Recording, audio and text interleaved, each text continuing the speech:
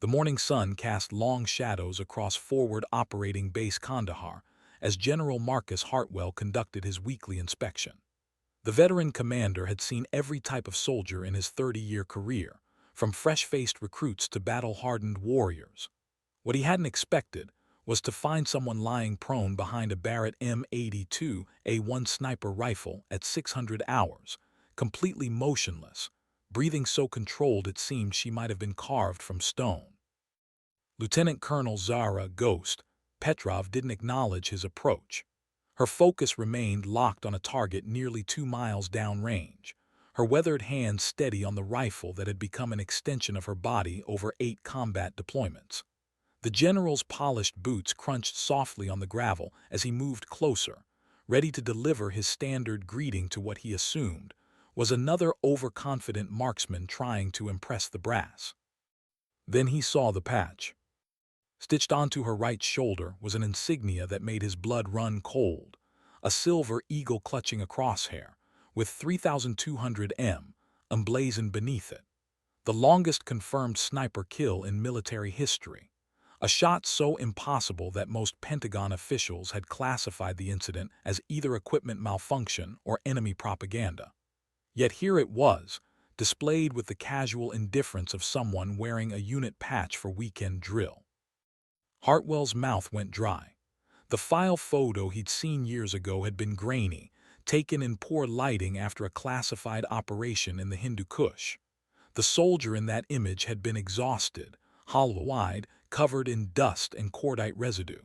This woman looked different, older, calmer, like someone who had found peace with the violence that had once consumed her.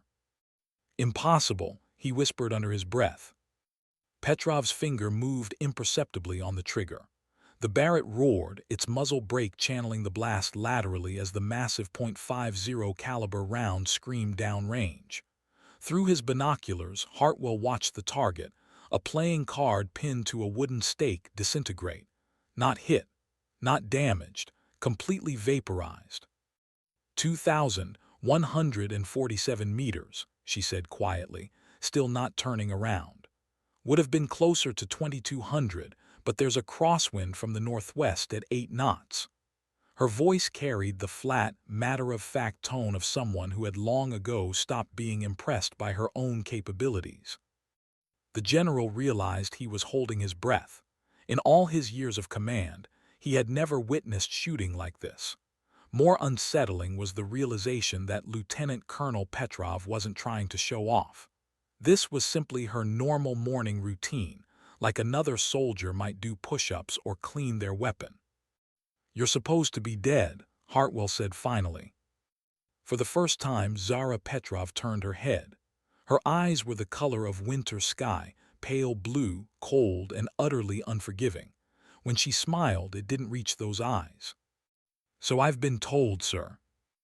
The story everyone thought they knew was about to be rewritten, and General Hartwell was beginning to understand that his carefully planned inspection tour had just become something far more dangerous. 24 hours earlier, the Pentagon had received intelligence that changed everything. Satellite imagery from the Helmand province showed unusual heat signatures around a Taliban stronghold that intelligence analysts couldn't explain. The thermal readings suggested the presence of advanced weaponry, possibly shoulder-fired surface-to-air missiles capable of downing American aircraft. What made the situation critical was the location. Directly beneath the flight path of a scheduled humanitarian airlift carrying medical supplies to 3 remote villages.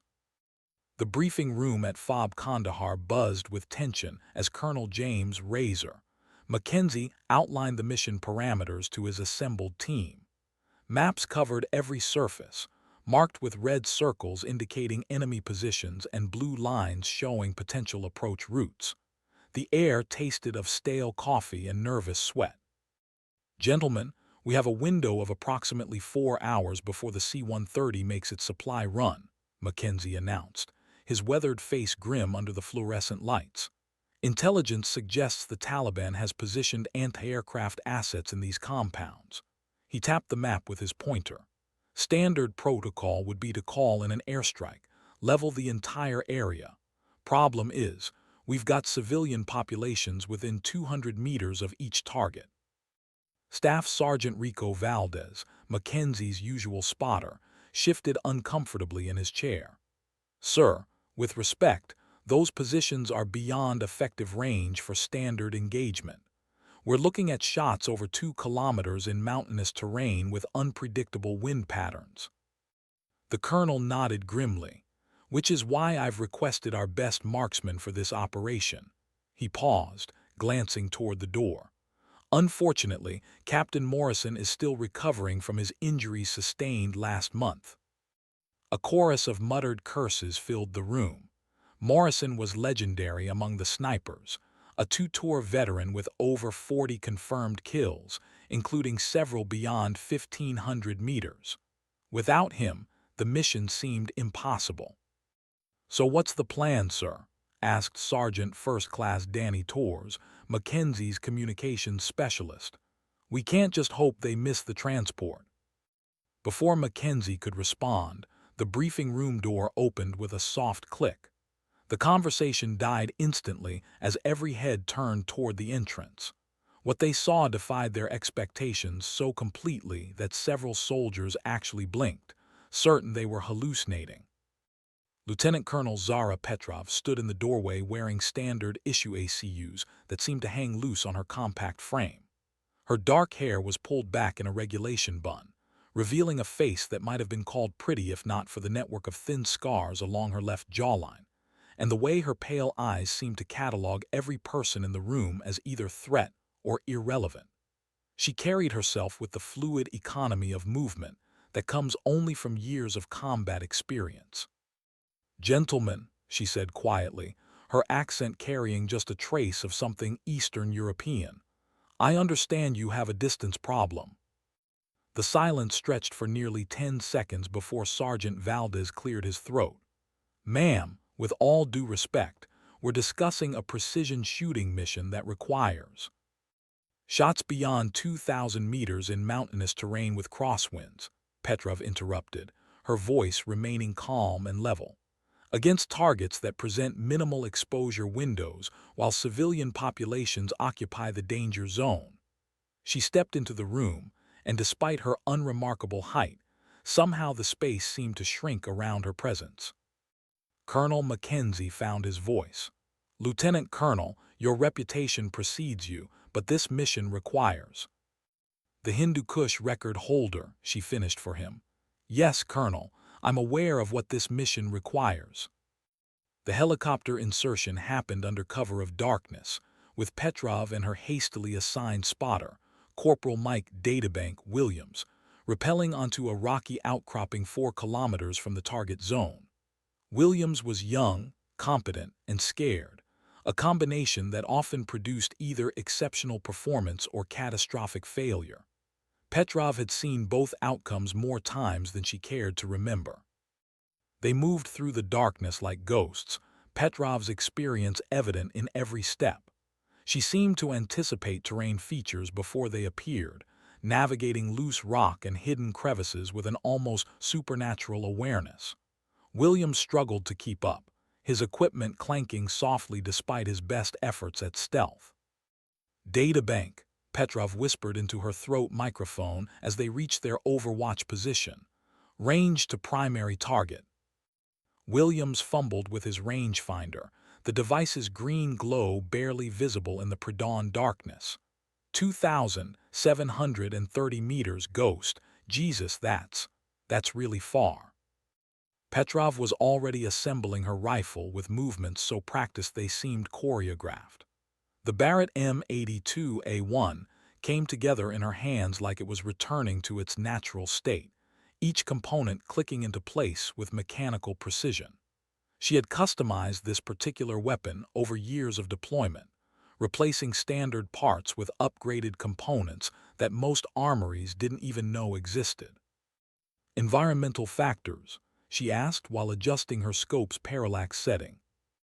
"Wind speed varying between 12 and 15 knots from the northwest. Temperature 62 degrees Fahrenheit. Humidity 37%.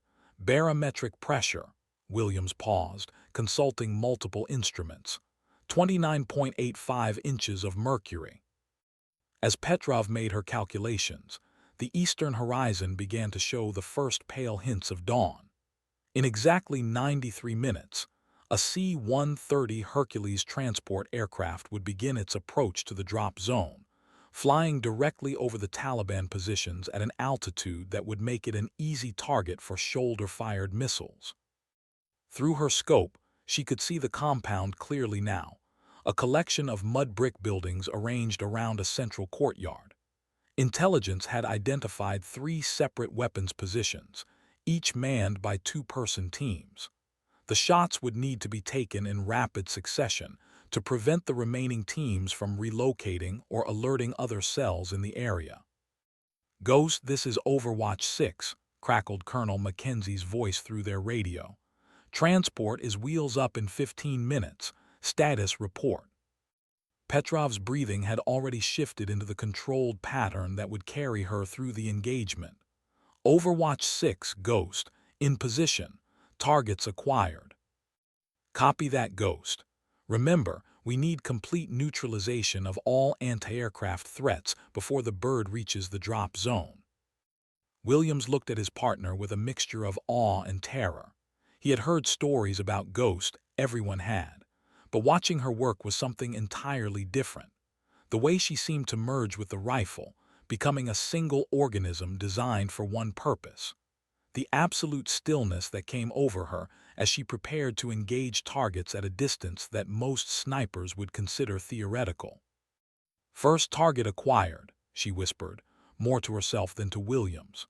Through the scope, a Taliban fighter was visible for perhaps 3 seconds as he moved between buildings, carrying what appeared to be an SA-7 surface-to-air missile launcher. The shot would require compensating for wind drift, bullet drop, atmospheric pressure, and the Coriolis effect caused by the Earth's rotation. Variables that most marksmen could barely calculate with computers and unlimited time. Petrov processed them all in the span of a single breath. Her finger found the trigger with the familiarity of a prayer. The first shot broke the morning silence like thunder rolling down from the mountains. Through the spotting scope, Williams watched in fascination and horror as the Taliban fighter simply disappeared.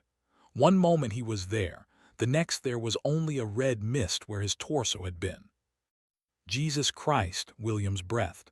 "That was, Ghost, that was incredible." Petrov had already chambered another round and was tracking toward the second position.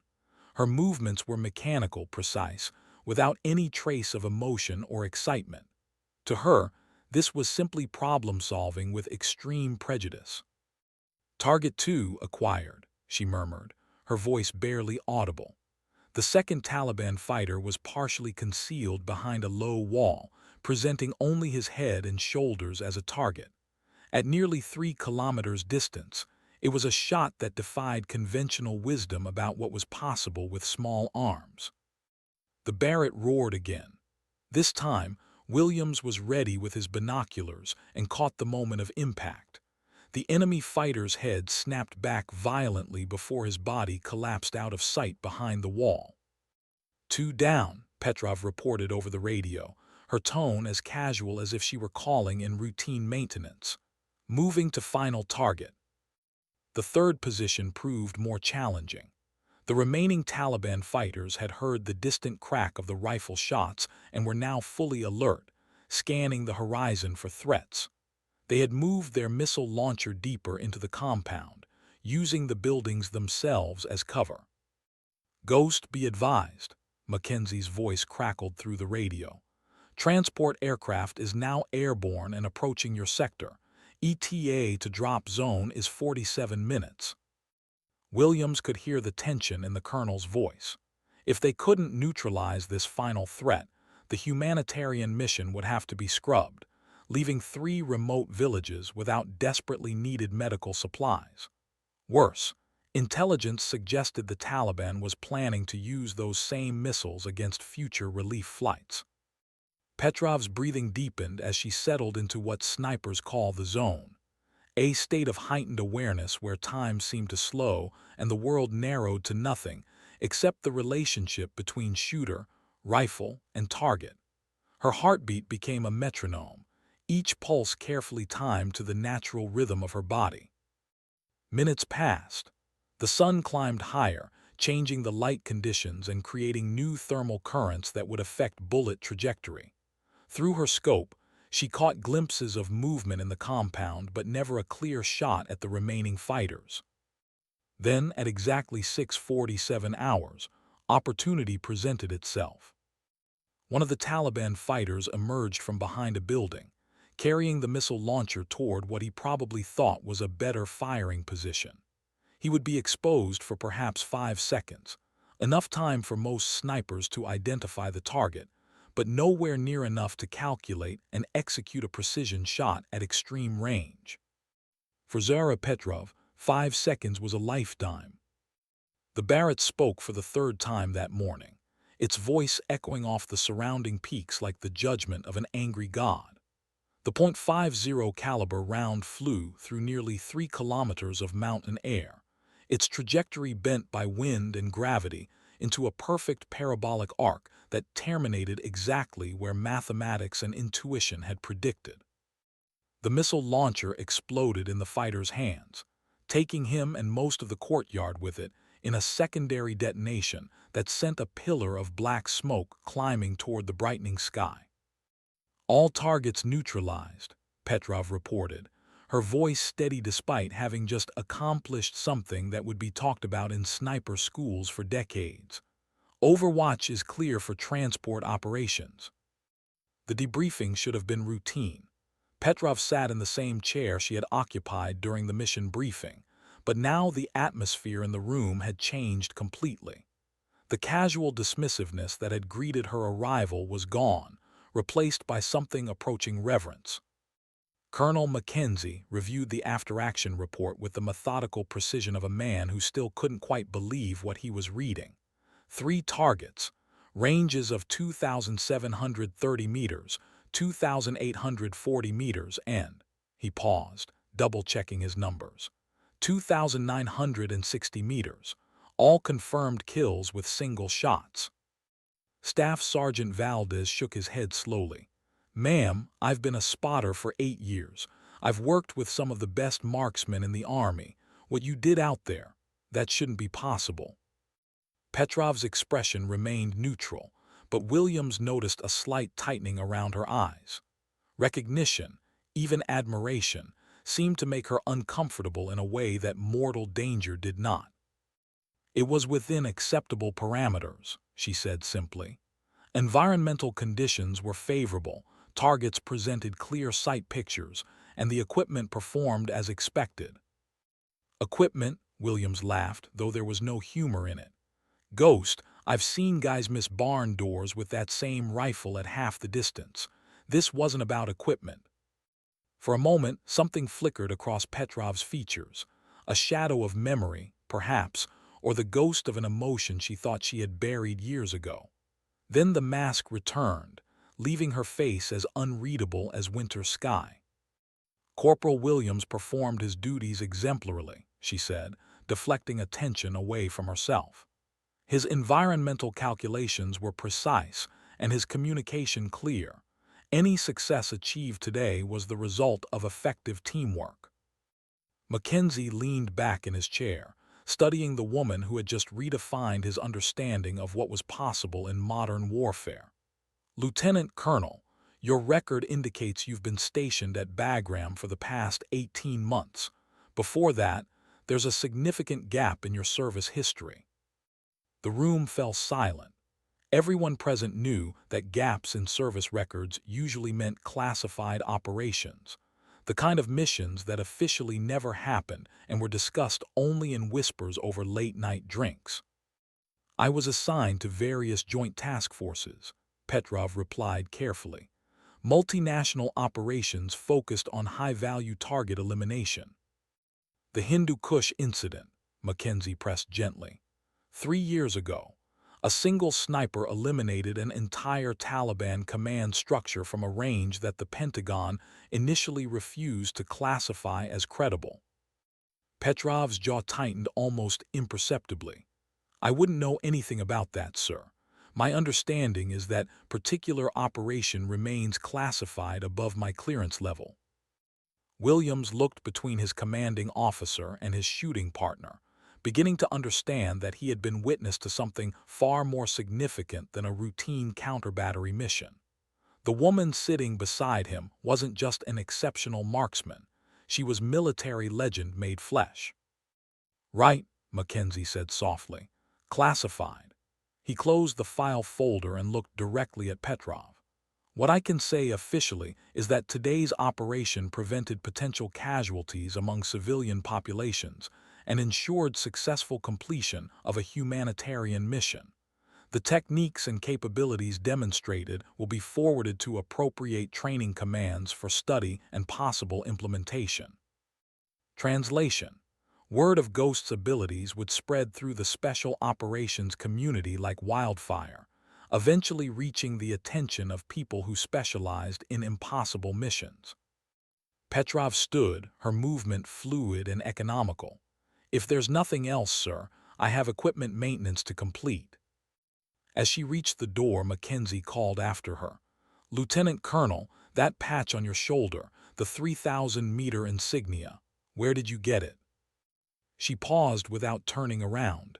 "It was a gift, sir, from someone who said I'd earned it."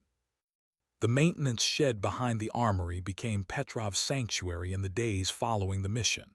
Here, surrounded by the familiar smells of gun oil and metal polish, she could find the piece that eluded her everywhere else on the base.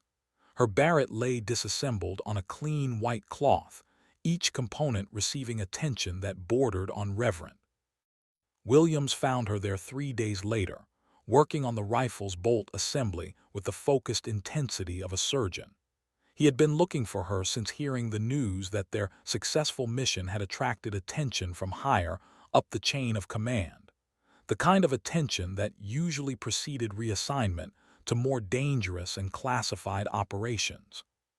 "They're going to pull you out of here, aren't they?" he said without preamble. Petrov didn't look up from her work. "Probably. And you're okay with that?" She set down her cleaning rod and finally met his eyes. For a moment, the carefully maintained facade cracked, and Williams caught a glimpse of something raw and vulnerable beneath the professional exterior. "Do you know why they call me Ghost, Corporal?" Williams shook his head. "Because everyone I've ever gotten close to in this war ends up dead." Her voice was quiet, matter-of-fact, but Williams could hear the weight of accumulated grief beneath the words. "My first spotter took shrapnel from an IED 3 days after we completed our initial training cycle. My second was killed by a sniper while we were providing overwatch for a convoy escort. The third died in a helicopter crash en route to what should have been a routine observation mission."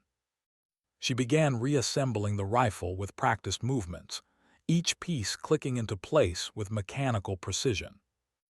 "I volunteered for solo operations after that. Better to work alone than to watch good soldiers die because they happened to be assigned to work with me." Williams considered this for a moment. "You saved my life out there, you know, all of our lives, if those missiles had brought down that transport." "I did my job," Petrov interrupted. "Nothing more." "Bullshit." The word came out harder than Williams had intended, surprising both of them. "Ghost, I've been in the Army for 4 years. I've worked with decorated veterans, been part of successful operations, seen some incredible shooting. What you did out there wasn't just doing your job. That was art." Petrov's hand stilled on the rifle. "Art. The way you read the wind, how you calculated those shots in your head faster than I could work them out with instruments, the absolute confidence in your abilities." Williams paused, searching for the right words.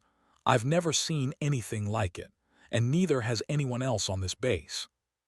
A ghost of a smile played at the corners of Petrov's mouth. "You're young, Corporal. You'll see plenty of exceptional soldiers before your career is finished."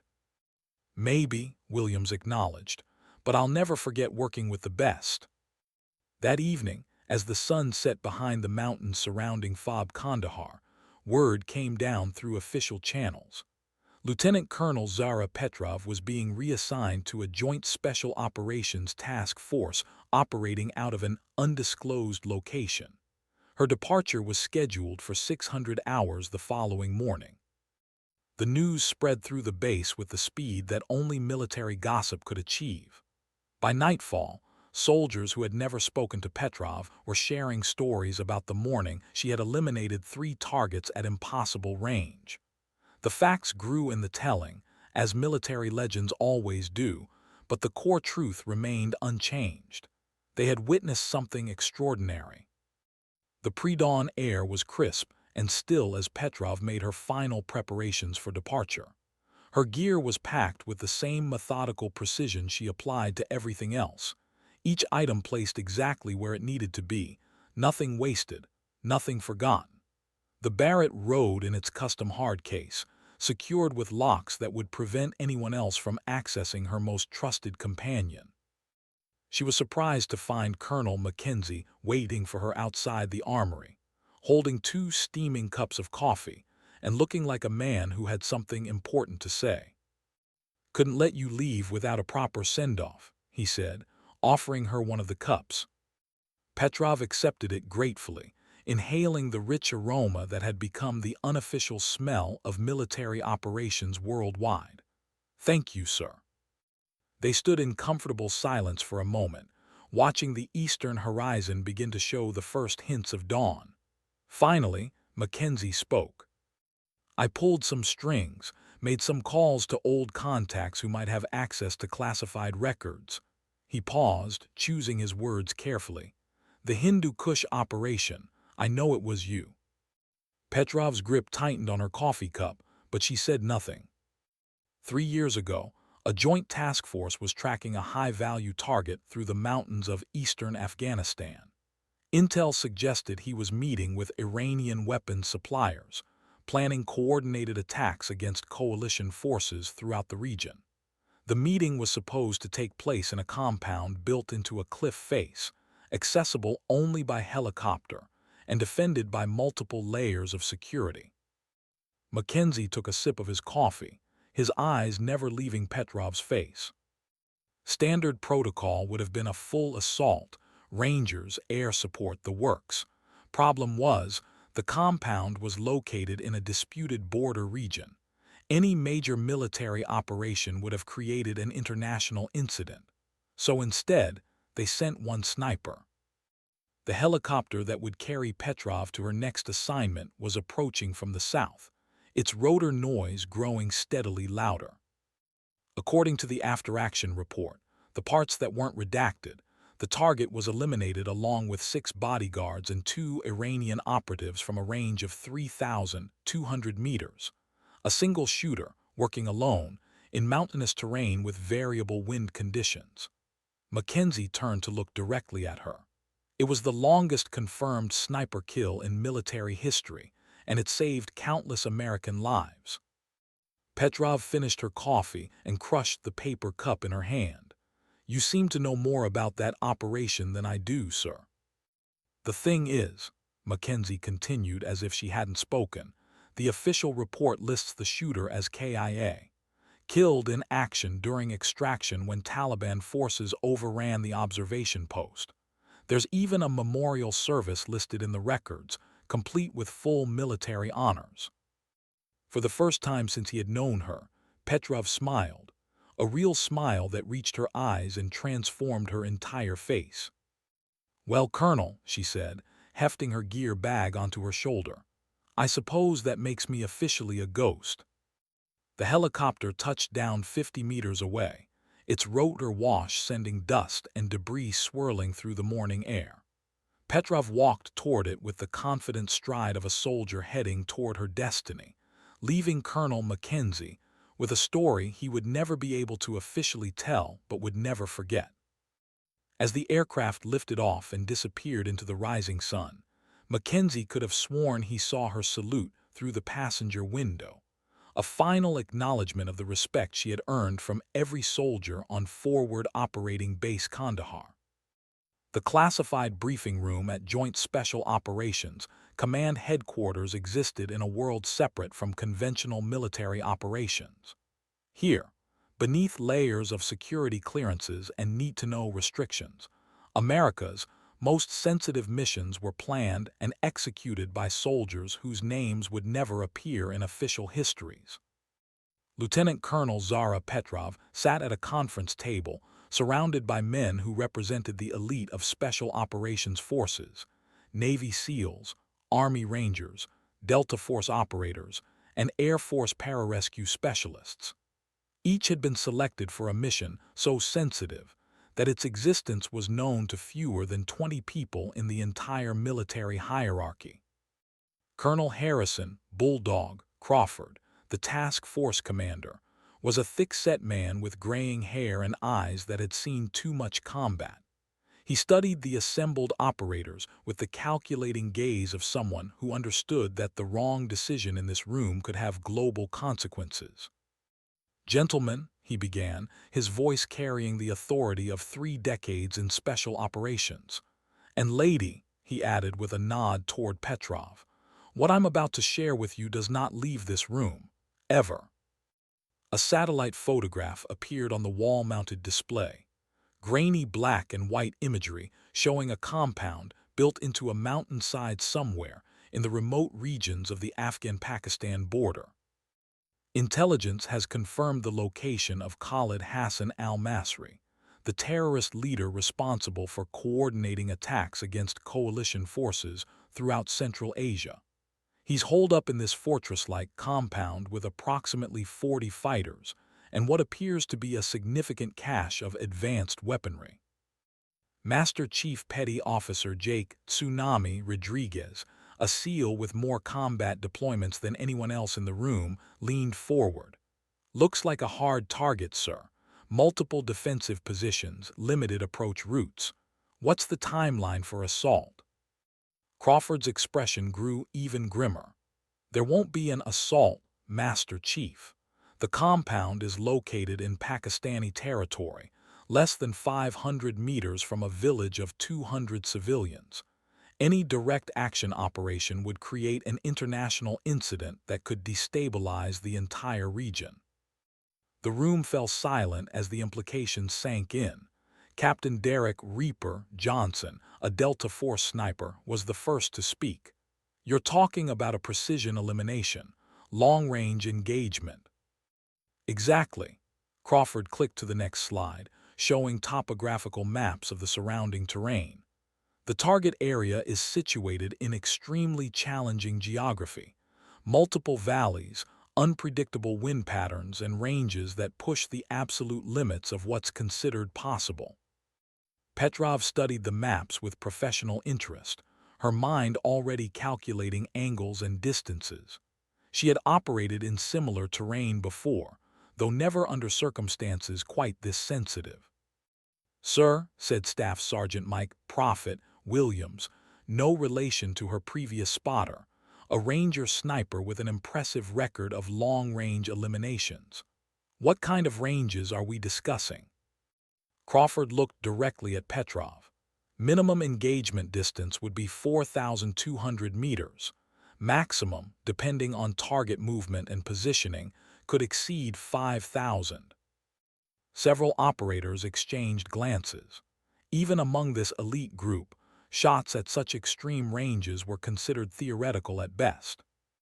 "That's well beyond the effective range of any standard sniper system," Rodriguez observed. "We'd need specialized equipment, perfect conditions, and—" He paused, his eyes also moving to Petrov. "Someone with exceptional capabilities." "Which brings us to why Lieutenant Colonel Petrov is here," Crawford said. "Her service record speaks for itself, though much of it remains classified above your clearance levels. What I can tell you is that she has successfully completed long-range precision engagements under conditions that most experts would consider impossible." Petrov felt the weight of every gaze in the room. These were warriors who had proven themselves in the world's most dangerous conflicts, and they were looking to her for capabilities that existed at the very edge of human possibility. "Sir," she said quietly, "I'll need to examine the target area personally. Topographical analysis, weather patterns, potential observation posts, and I'll need a spotter with advanced training in extreme range calculations." Crawford nodded. "Already arranged. Sergeant First Class Tommy Calculator Morrison will be your spotter. MIT graduate, former NASA engineer before he joined the Army. If anyone can handle the mathematics involved, it's him." The infiltration into Pakistani territory happened during the new moon, when darkness was absolute and satellite surveillance was limited. Petrov and Morrison traveled light, carrying only essential equipment and enough supplies for 72 hours of independent operation. Morrison proved to be everything Crawford had promised, a precise, methodical soldier whose technical expertise complemented Petrov's intuitive understanding of long-range shooting. As they established their observation post on a rocky outcropping 6 kilometers from the target compound, he was already calculating environmental factors with instruments that represented the cutting edge of military technology. "Range to primary target is 4,327 meters," Morrison reported through his throat microphone. "Wind speed varies between 8 and 15 knots, direction shifting between northwest and due north. Temperature is dropping as the sun sets, currently 54 degrees Fahrenheit." Through her scope, Petrov could see the compound clearly. The intelligence photographs had been accurate: multiple defensive positions, armed sentries moving along predetermined patrol routes, and somewhere inside those walls, a terrorist leader whose death could save hundreds of innocent lives. "Ghost, this is Control," Crawford's voice crackled through their encrypted radio system. "Target has been positively identified in the central courtyard. You are cleared to engage at your discretion." Petrov settled into the shooting position she had perfected over years of combat operations. The Barrett felt like an extension of her body, its weight and balance as familiar as her own heartbeat. She had modified this particular rifle with components that most military armories didn't even know existed: a custom barrel, upgraded optics, and a trigger mechanism that responded to the slightest pressure. "Morrison," she whispered, "give me a wind reading." Variable between 12 and 14 knots from the northwest, gusting to 17 knots every 40 to 60 seconds. At such extreme range, wind drift would cause the bullet to deviate several feet from its intended trajectory. Petrov would have to time her shot for a lull between gusts, then compensate for atmospheric pressure, temperature variations, and even the rotation of the Earth itself. Through her scope, she watched the target move through the compound with the casual confidence of someone who believed himself untouchable. He paused near a fountain in the central courtyard, gesturing animatedly to several subordinates.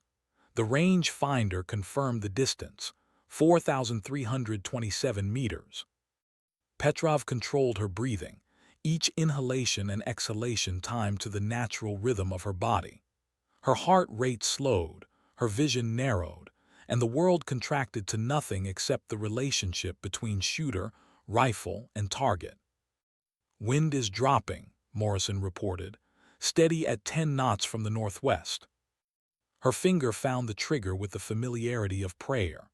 The mathematics were complex, but her body understood them instinctively: bullet drop, wind drift, atmospheric density, the subtle influence of gravity and planetary rotation on a projectile traveling more than 4 kilometers through mountain air. The Barrett spoke with a voice like thunder, its muzzle brake channeling the blast that could be heard for miles in the thin mountain air. The massive .50 caliber round began its journey through space and time, following a trajectory that had been calculated in the span of a heartbeat and executed with the precision of a machine. 4.5 seconds later, Khalid Hassan al-Masri ceased to exist. "Target eliminated," Petrov reported, her voice as calm as if she were announcing the weather. Confirmed kill at 4,327 meters. The extraction should have been routine. Morrison had already begun packing their equipment while Petrov maintained overwatch on the compound, monitoring the chaos that had erupted following their target's elimination. Taliban fighters were running in all directions, some seeking cover while others tried to evacuate their remaining leadership. That's when everything went wrong. "Ghost, control," Crawford's voice burst through their radio with unmistakable urgency. "We're showing multiple aircraft approaching your position from the southeast. Pakistani military helicopters, ETA approximately 12 minutes. Petrov's blood went cold.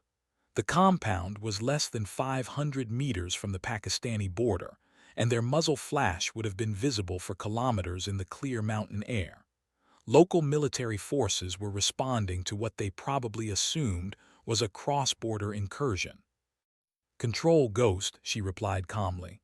"Understood, moving to extraction point Alpha." But even as she said it, Morrison was shaking his head while monitoring their tactical radio frequencies. "Ghost, I'm picking up Pakistani ground forces moving to block all primary extraction routes. They've got the entire valley surrounded." Through her binoculars, Petrov could see vehicle headlights winding up the mountain roads, at least 3 companies of Pakistani infantry converging on their position. The extraction helicopter that was supposed to retrieve them couldn't penetrate such heavily defended airspace without creating an international incident. "Control, Ghost, primary and secondary extraction routes are compromised. Request alternate options." The silence that followed stretched for nearly 30 seconds, an eternity in tactical communications. When Crawford's voice returned, it carried a weight that Petrov had heard before in operations that had gone catastrophically wrong. "Ghost, control. There are no alternate options. Pakistani forces have sealed the entire region. Any attempt at helicopter extraction would be considered an act of war." Morrison looked at her with eyes wide, with the realization that they had just become expendable. The mission had been successful, but now 2 American soldiers were trapped deep in hostile territory with no way home. "What's the official position?" Petrov asked, though she already knew the answer. "There is no official position, Ghost.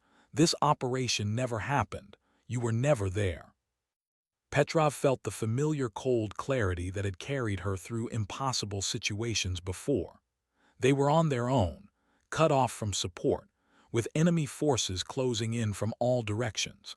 In approximately 10 minutes, this mountain would be crawling with Pakistani soldiers looking for the sniper team that had just violated their sovereignty. "Morrison," she said quietly, "how much ammunition do we have left?" He checked their remaining supplies with shaking hands. 47 rounds for the Barrett, 230 rounds of 5.56 for our backup weapons, 6 fragmentation grenades. Against several companies of infantry, their ammunition would last perhaps 20 minutes of sustained combat. After that, they would be fighting with whatever weapons they could scavenge from the dead. "Morrison, listen to me very carefully," Petrov said, her voice carrying the absolute authority of someone who had faced death before and survived. "In approximately 8 minutes, this position is going to be overrun. I need you to take the Barrett and move to the secondary observation point we identified during reconnaissance." Morrison stared at her in disbelief. "Ghost, I can't operate that rifle at combat effectiveness. You know that. You don't need to operate it. You just need to carry it." Petrov was already stripping unnecessary equipment from her gear, keeping only her sidearm, backup rifle, and essential survival items. "I'm going to create a distraction that will draw their attention away from your escape route." "What kind of distraction?" Petrov's smile was sharp as a blade. "The kind that makes a lot of noise and keeps them busy until you can reach the extraction point." Morrison understood immediately. She was planning to engage multiple companies of Pakistani infantry in single combat, sacrificing herself to ensure that the mission's success remained secret and that at least one American soldier made it home alive. Ghost, that's suicide. You can't take on 3 companies by yourself. Watch me. The first Pakistani helicopter appeared over the ridgeline to the south, its searchlight cutting through the darkness like a white-hot sword.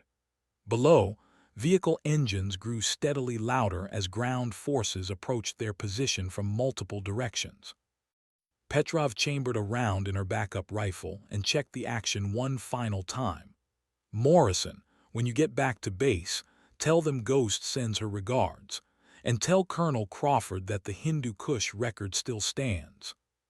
She disappeared into the darkness before he could respond, moving with the silent precision of someone who had learned to hunt human beings in terrain exactly like this. Morrison watched her vanish among the rocks and shadows, understanding that he was witnessing the final act of a legend. Minutes later, the mountain erupted in gunfire as Lieutenant Colonel Zara Ghost Petrov began her last stand against impossible odds. The firefight lasted exactly 43 minutes and 17 seconds, though to Morrison, struggling through the darkness with the Barrett M82A1 strapped to his back, it felt like hours. From his position nearly 2 kilometers away, he could see muzzle flashes strobing through the night like deadly lightning, accompanied by the distant thunder of automatic weapons and exploding grenades. Petrov had positioned herself in a natural fortress of boulders and rocky outcroppings that provided excellent fields of fire while limiting the enemy's ability to maneuver. She was using classic guerrilla tactics, firing from one position then immediately relocating before return fire could find her. Every shot was precisely aimed, every movement calculated to maximize confusion and delay among the Pakistani forces.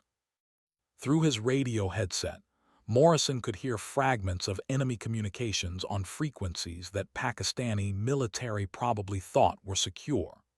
Their initial confidence was rapidly giving way to frustrated confusion as they realized they were fighting a single opponent who seemed to anticipate their every move. "Contact North Ridge. Sniper eliminated our point man.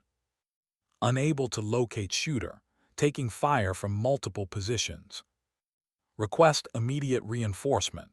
Enemy capabilities exceed initial assessment."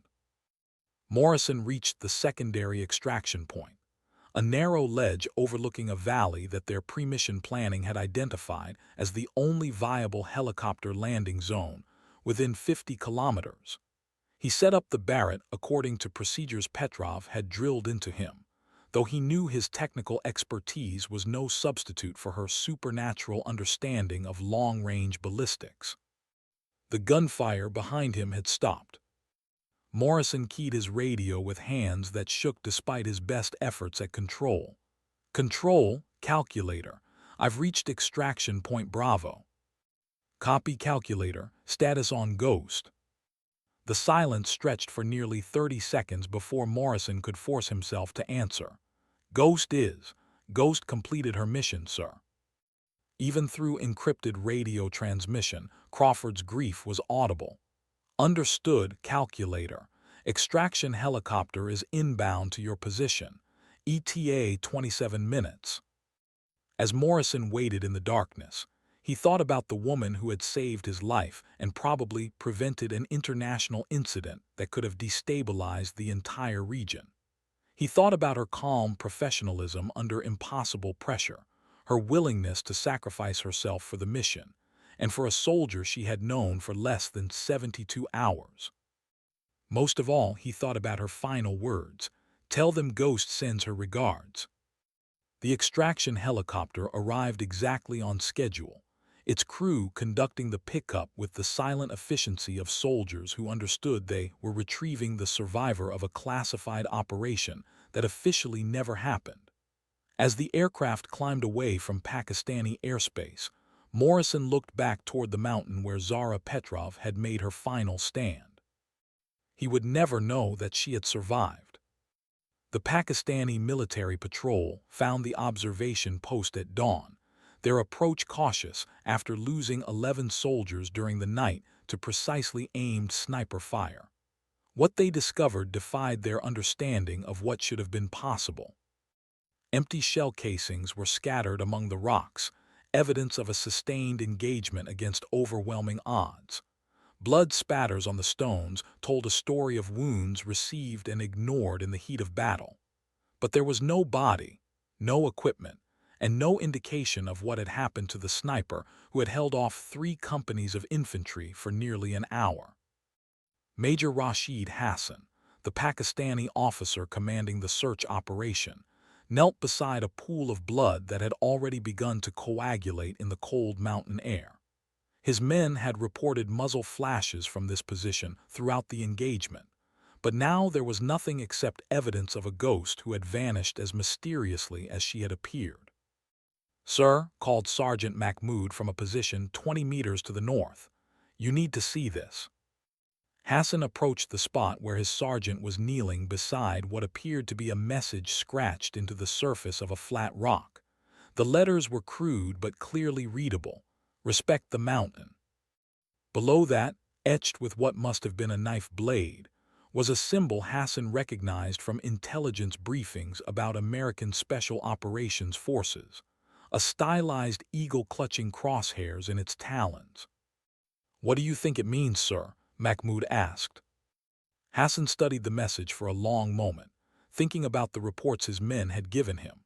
A single sniper, operating alone, had eliminated a high-value terrorist target from an impossible range, then successfully delayed a much larger force long enough to complete some kind of extraction operation.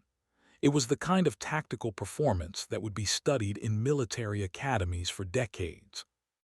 "I think," Hassan said slowly, "it means we just encountered someone who operates by different rules than the rest of us." As his patrol prepared to withdraw, Hassan made a decision that would never appear in any official report. He ordered his men to remove all evidence of the engagement, shell casings, blood traces, even the message carved into the rock. As far as Pakistani military records would show, the patrol had found nothing except an abandoned campsite used by local smugglers. Some ghosts, Hassan reflected, deserved to remain ghosts. 15 kilometers to the north, in a cave system that didn't appear on any military maps, Zara Petrov finished applying field dressings to the shrapnel wounds she had sustained during the firefight. The injuries were painful but not life-threatening, and she had medical supplies cached throughout these mountains from previous operations. She would remain hidden for 6 days, moving only at night and avoiding all contact with local populations. On the 7th day, she would emerge from the mountains wearing the clothes of a Pakistani villager, carrying identification papers that identified her as a traveling merchant from Islamabad. Lieutenant Colonel Zara "Ghost" Petrov was officially dead, killed in action during a classified operation that never happened.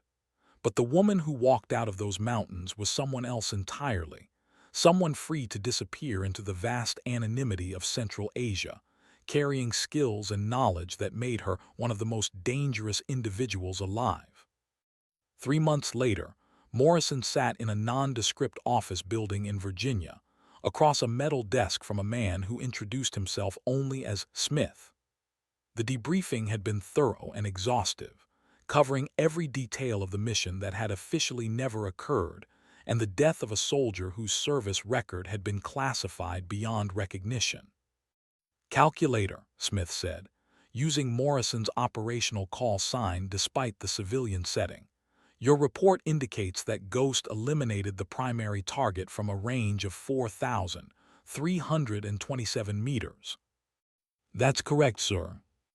"And that she subsequently engaged multiple companies of Pakistani infantry in sustained combat to ensure your successful extraction." Morrison nodded, though the memory still filled him with guilt and admiration in equal measure. "She saved my life, sir, and probably prevented an international incident that could have destabilized the entire region." Smith made notes on a yellow legal pad with a government-issue ballpoint pen. The Pakistani government has officially denied that any cross-border incursion occurred. Their military reported a training exercise in the affected area, nothing more. And Ghost. Lieutenant Colonel Petrov was killed in action during the operation. Her remains were not recovered due to the sensitive nature of the extraction. Smith looked up from his notes. That's the official position calculator. Do you understand? Morrison understood perfectly. Ghost had become another casualty of the shadow war that raged constantly along the borders of a dozen nations. Her sacrifice acknowledged only by a handful of people who would never be able to speak her name publicly. There is one more thing, Smith continued, reaching into a drawer and withdrawing a small wooden box. This arrived through diplomatic channels 3 days ago. No return address, no identifying information. Inside the box, nested in black velvet, was a military patch. Silver thread on black fabric showed an eagle clutching crosshairs, with 4327M embroidered beneath.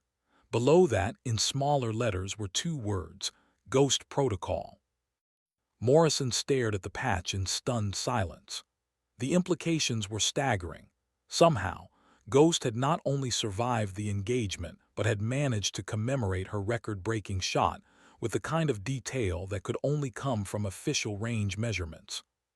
"Sir," he said carefully, "where exactly did this come from?" Smith's expression remained neutral, but there was something in his eyes that might have been amusement. "As I said, calculator. No identifying information. But it seems someone wanted to ensure that certain achievements didn't go completely unrecognized." That evening, Morrison sat in his apartment reviewing classified documents that officially didn't exist, thinking about a woman who had redefined his understanding of what was possible in modern warfare. Somewhere in the world, Zara Ghost Petrov was alive, walking among crowds of ordinary people who had no idea they were sharing space with living legend.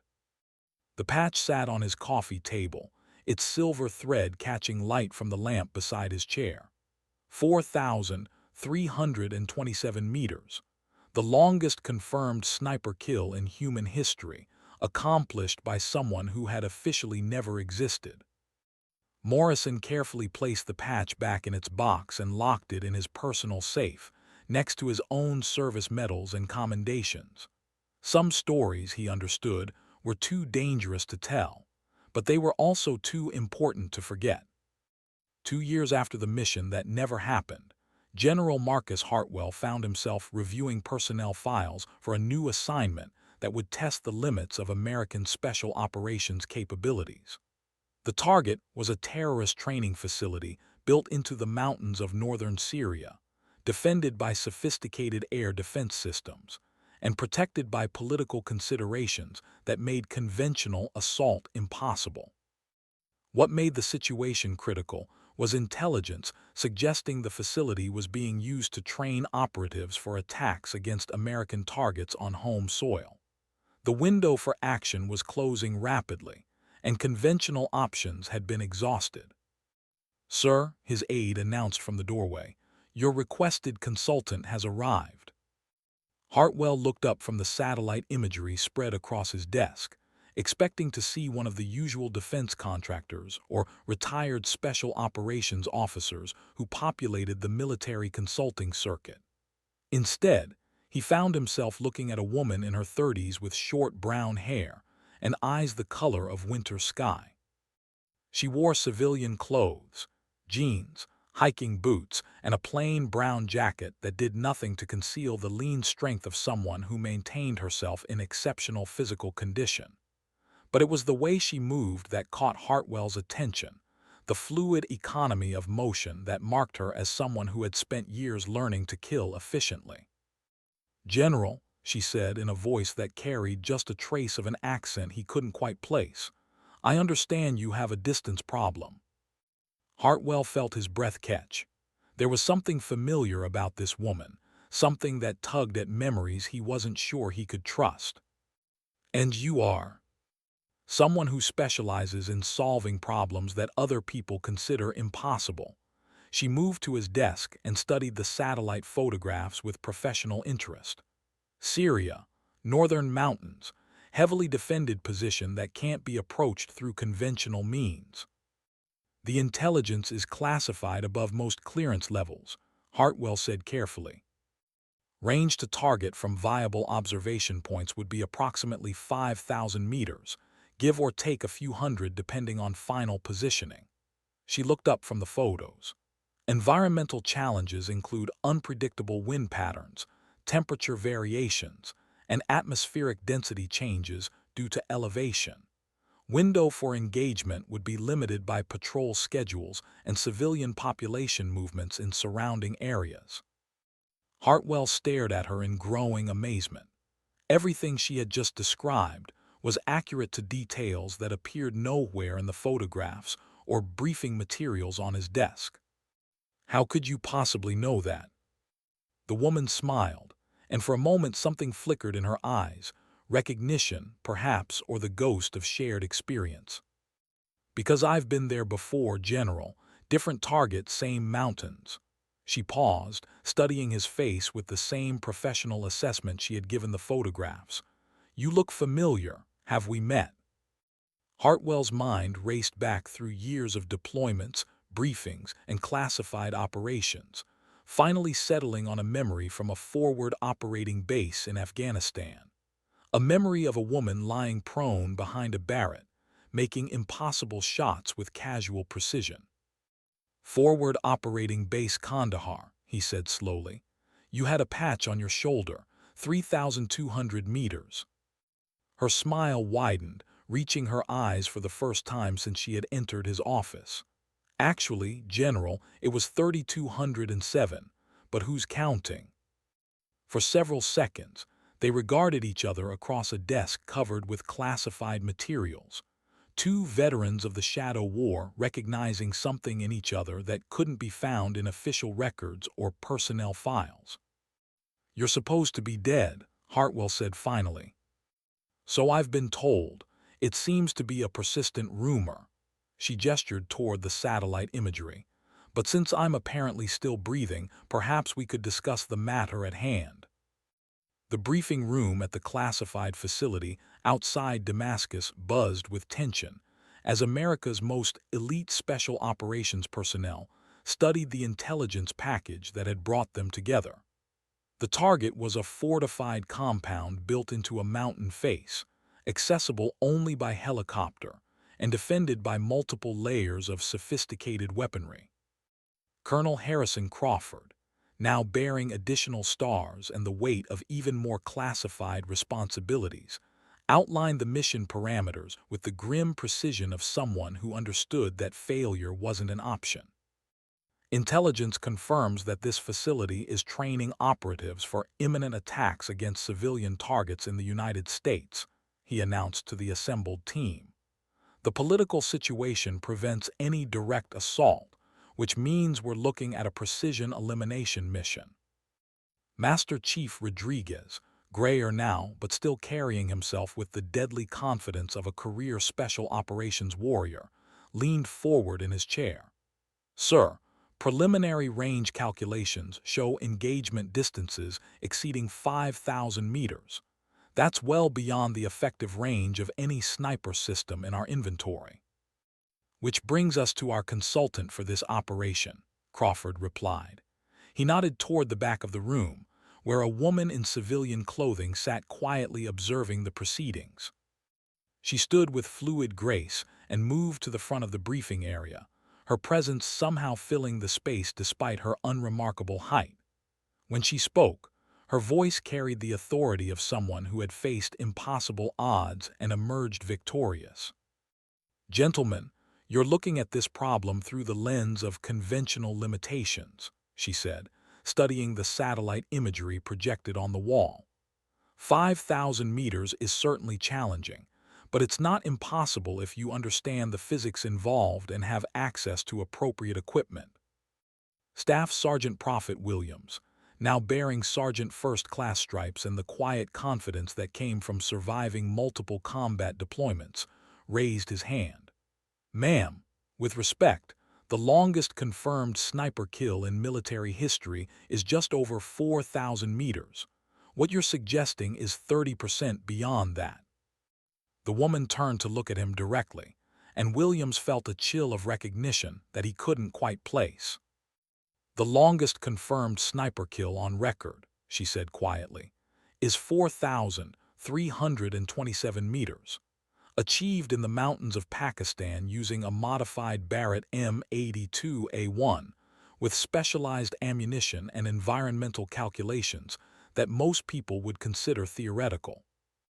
The room fell silent as the implications of her words sank in. Several operators exchanged glances, beginning to understand that they were in the presence of someone whose capabilities existed at the very edge of human possibility.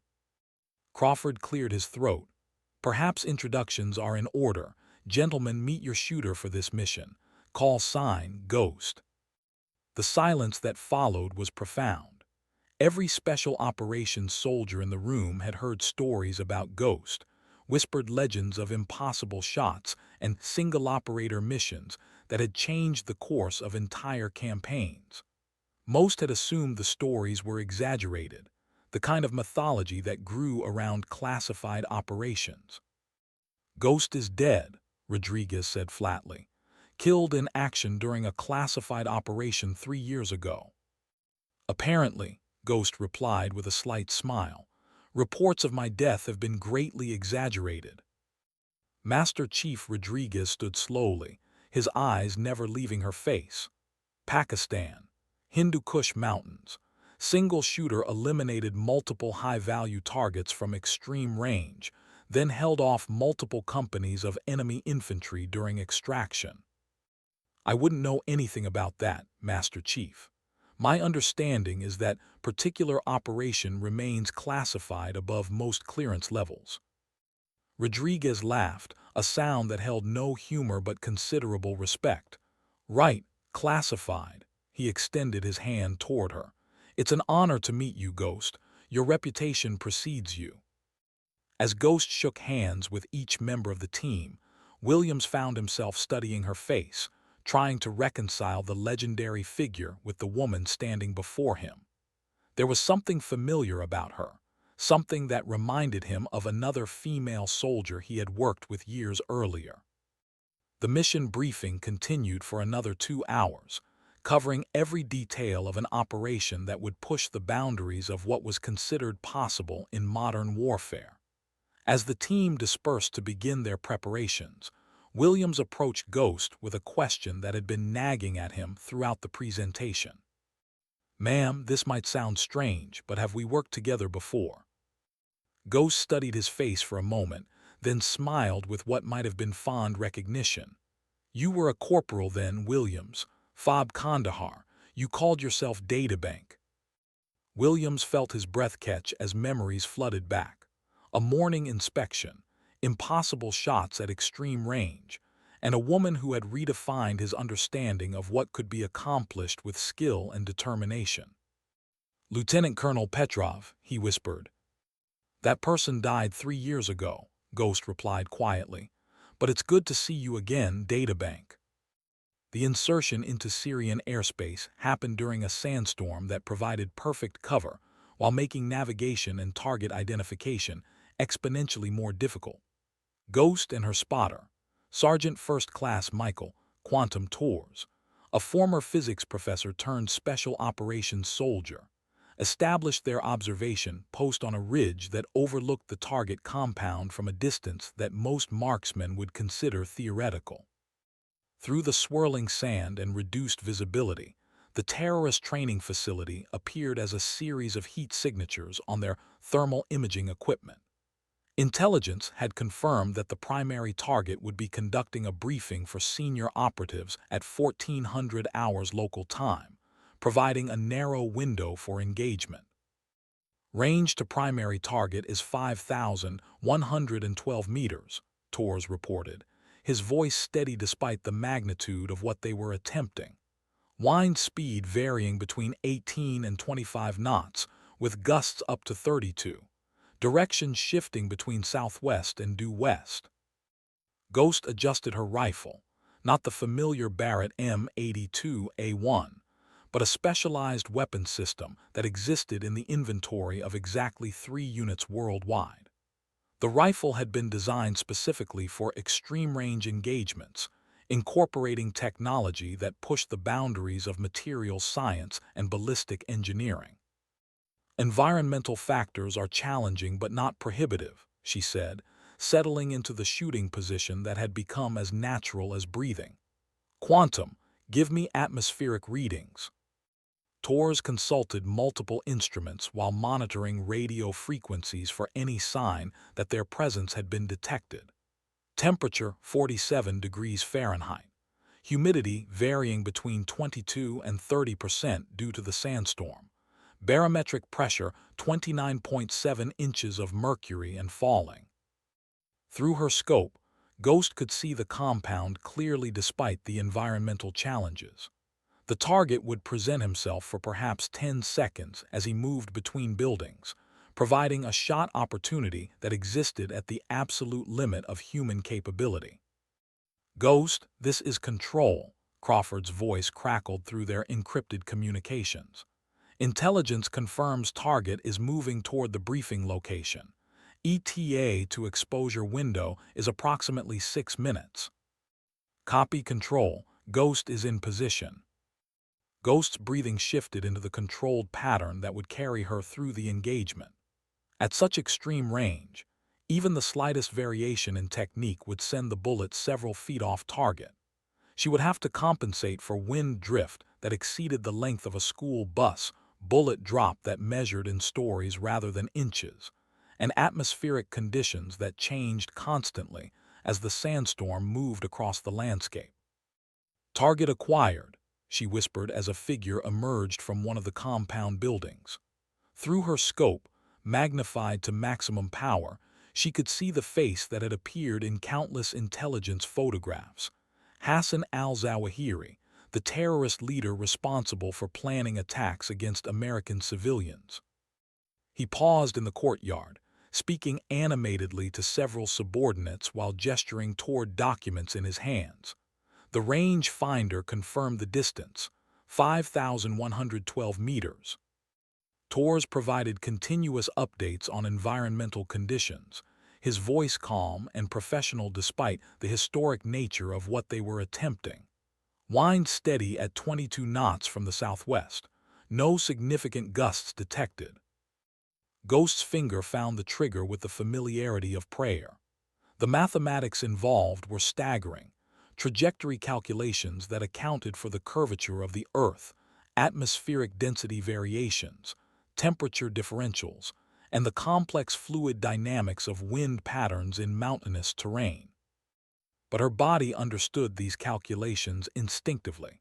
Processing variables through muscle memory and intuition developed over years of impossible shots in impossible conditions. The specialized rifle spoke with a voice unlike any conventional weapon.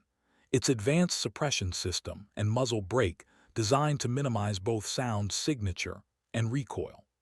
The custom-manufactured round began its journey through more than 5 kilometers of Syrian airspace, following a trajectory that had been calculated in the span of a heartbeat and executed with mechanical precision. 7.75 seconds later, Hassan al-Zawahiri ceased to exist. Target eliminated, Ghost reported, her voice as calm as if she were announcing the weather. Confirmed kill at 5,112 meters. The longest sniper shot in human history had just been accomplished by someone who officially didn't exist, using equipment that appeared in no inventory records, during an operation that would never be acknowledged by any government. The extraction from Syrian territory proved routine compared to the technical challenges of the shot itself. Ghost and Tours reached their pickup point without enemy contact, their presence apparently undetected by Syrian military forces, who were still trying to understand what had happened at the terrorist training facility. As their helicopter climbed away from Syrian airspace, Torres found himself studying the woman who had just redefined the boundaries of what was possible in modern warfare.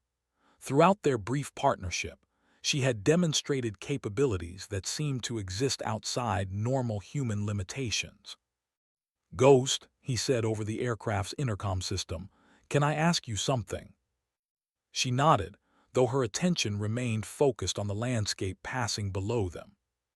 That shot, 5,000 meters in a sandstorm with variable wind conditions. How is that even possible? Ghost was quiet for a long moment, watching the desert scroll pass through the helicopter's small windows. When she finally spoke, her voice carried a weight that Torres didn't fully understand. When you've lost everything that matters to you, when you've been officially dead for years and have nothing left except the mission, you develop capabilities that most people never access. She turned to look at him directly. "I don't shoot because I enjoy killing, Quantum. I shoot because there are people in this world who need to die, and I'm very good at helping them reach that conclusion." Torres considered this, thinking about the intelligence briefings that had preceded their mission. The terrorist leader they had eliminated had been planning attacks against American schools, shopping centers, and hospitals. Hundreds of innocent civilians would live because of the shot Ghost had made today. "Will there be other missions like this one?" he asked. Ghost smiled, though it didn't reach her eyes. "There are always missions like this one, Quantum. The world is full of monsters who hide in places where conventional forces can't reach them." She paused, checking her watch. "But that's a problem for another day." As their helicopter approached the classified airbase where they would be debriefed, Torres reflected on the privilege of having worked with someone whose skills existed at the very pinnacle of human achievement. He understood that most soldiers would complete entire careers without witnessing shooting like what he had seen today. The debriefing was thorough and professional, covering every detail of an operation that had accomplished its objectives with surgical precision. As the team dispersed to return to their respective units, Ghost approached Torres with something that looked almost like a smile. "Quantum, it's been a pleasure working with someone who understands the mathematics involved in extreme-range shooting." "The pleasure was mine, Ghost. I hope our paths cross again." "In this business," she replied, "paths have a way of crossing when you least expect it." Torres watched her walk away, disappearing into the crowd of military personnel and contractors who populated classified facilities throughout the region. He had the distinct impression that he had just witnessed something historic, not just the longest sniper shot ever recorded, but the final performance of someone whose legend would outlive them all. Later that evening, as he completed his after-action report, Torres included a note that would never appear in official records. "Worked with the finest marksmen I have ever encountered. Capabilities exceed conventional assessment parameters." It was the closest he could come to capturing the experience of working with a ghost.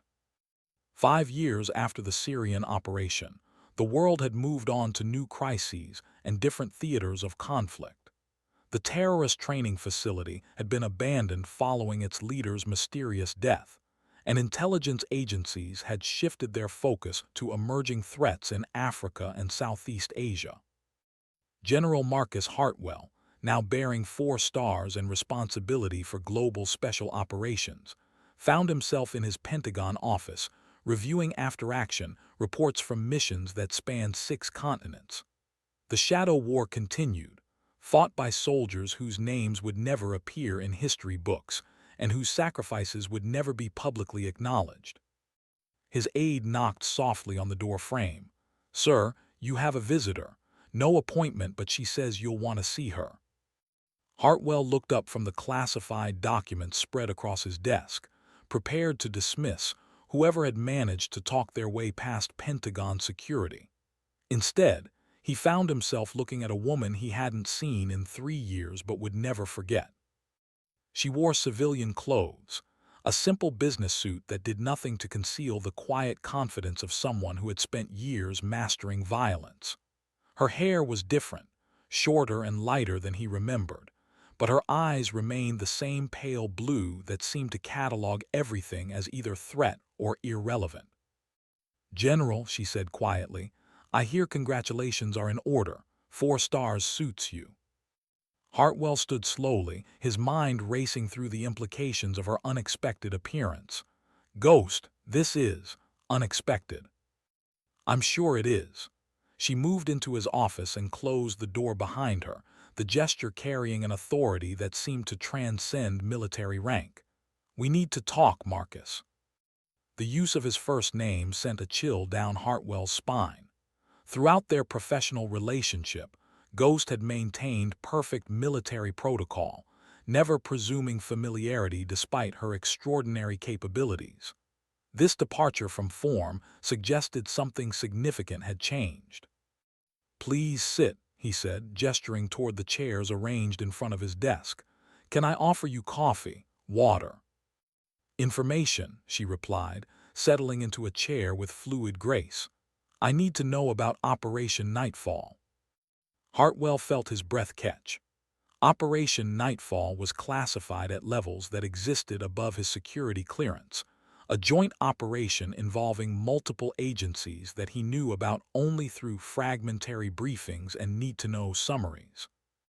"Ghost, I can't discuss." "Marcus." Her voice carried a weight that stopped his protest mid-sentence. "3 days ago, someone tried to kill me. Professional work, remote detonated explosive device, precisely timed, expertly concealed. The kind of operation that requires significant resources and detailed intelligence about the target's movements." She leaned forward slightly, her pale eyes never leaving his face. "The device was manufactured using materials that are available only through military supply channels.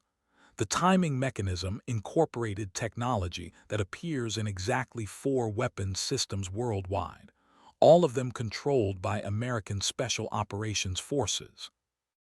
Hartwell stared at her in growing horror.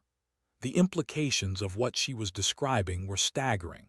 Someone within the United States military was attempting to eliminate one of America's most valuable intelligence assets. "Who else knows you're alive?" he asked quietly. "Until 3 days ago, I thought the number was manageable. Perhaps a dozen people across multiple agencies, all with clearances that should have prevented any security breaches." Ghost's expression remained neutral, but Hartwell could see the calculation behind her eyes. "Now I'm beginning to suspect that someone considers me a liability rather than an asset." "What do you need from me?" "Access to Operation Nightfall files, specifically personnel lists and operational parameters." She paused, choosing her words carefully. "I think someone is cleaning house, Marcus, eliminating soldiers who know too much about operations that certain people would prefer to forget." Hartwell considered this for a long moment, thinking about the classified briefings he received weekly about global special operations.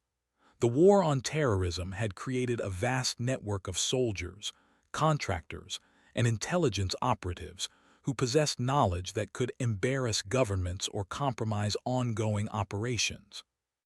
"If what you're suggesting is true," he said slowly, "then you're not the only one at risk." "No," Ghost agreed. "I'm probably just the first name on a very long list." They sat in silence for nearly a minute, 2 veterans of the Shadow War contemplating the possibility that their own government might consider them expendable. Finally, Hartwell reached into his desk drawer and withdrew a secure phone that connected directly to the Pentagon's most classified communications network. "I'll make some calls," he said, quietly, carefully. "If there's a problem, we'll find it." Ghost stood, moving toward the door with the same fluid grace she had displayed throughout their meeting. "Marcus, be very careful who you trust. If I'm right about this, then anyone could be compromised." She paused at the door, turning back to look at him one final time. "And if something happens to me, remember that the truth has a way of surfacing eventually, even when governments try to bury it." After she left, Hartwell sat alone in his office, staring at classified documents that suddenly seemed far less important than the conversation he had just concluded. Outside his windows, the Washington, D.C. skyline stretched toward the horizon, a monument to American power and influence that had been built on the sacrifices of soldiers whose names would never be carved in marble. He picked up the secure phone and began making calls that would either save lives or end his career. In the shadow war, Hartwell reflected, those were often the same thing. The safe house in rural Virginia looked like any other farmhouse scattered throughout the rolling countryside. Weathered siding, a wraparound porch, and outbuildings that suggested generations of agricultural use. What wasn't visible were the motion sensors, infrared cameras, and hardened communications equipment that made it one of the most secure locations in the continental United States. Inside, 4 people sat around a kitchen table covered with classified documents, each bearing the weight of knowledge that could reshape American foreign policy if it ever became public. General Hartwell had aged visibly in the 3 weeks since Ghost's warning, the stress of investigating his own government evident in the new lines around his eyes. Beside him sat Colonel Harrison Crawford, his face grim with the realization that decades of loyal service might have been systematically betrayed by superiors he had trusted implicitly. Across the table, former Sergeant First Class Tommy Morrison, now a civilian contractor specializing in classified security assessments, studied surveillance photograph that told a story of carefully orchestrated eliminations. And at the head of the table, Zara Ghost, Petrov examined intelligence reports with the cold precision of someone who had spent years hunting human beings and had now become the hunted. 17 soldiers, she said quietly, her voice carrying the weight of accumulated grief. 17 men and women who participated in classified operations over the past 5 years, all of them dead within the last 8 months. Crawford leaned forward, studying photographs of accident scenes and crime reports that painted a picture of systematic elimination disguised as random misfortune. Car accidents, house fires, apparent suicides, drug overdoses. If you looked at them individually, nothing seemed suspicious. But taken together, Morrison added, the statistical probability of this many special operations veterans dying from unrelated causes is essentially zero. Hartwell rubbed his eyes, feeling every one of his 58 years. The question is who has the authority to order something like this, and why they would consider these particular soldiers to be threats. Ghost spread a series of personnel files across the table, each representing a soldier whose knowledge of classified operations had apparently made them expendable. The common thread is Operation Nightfall and its related missions. Every one of these people had access to information about activities that certain officials would prefer to keep buried. What kind of activities? Crawford asked, though his tone suggested he already suspected the answer. Assassination missions in allied countries, arms deals with terrorist organizations designed to track weapons sales, financial transfers that funded operations Congress never authorized. Ghost's voice remained level, but her pale eyes burned with controlled fury. The kind of activities that could bring down administrations and end careers if they became public knowledge. Morrison whistled softly. So they're eliminating anyone who could testify about operations that officially never happened. Including me, Ghost confirmed. Except I'm proving harder to kill than they anticipated. The room fell silent as the implications sank in. They were discussing a conspiracy that reached to the highest levels of American government, involving the systematic murder of soldiers who had served their country with distinction and courage. We need proof, Hartwell said finally. Concrete evidence that links these deaths to specific individuals with the authority to order them. I have proof, Ghost replied, reaching into a briefcase that had remained unopened throughout their meeting. 3 weeks of surveillance, financial records, and communications intercepts that paint a very clear picture of who's responsible. She placed a thick folder on the table, its contents representing months of careful investigation by someone with access to intelligence networks that existed outside official channels. Deputy Director Charles Brennan, CIA. Assistant Secretary of Defense Patricia V.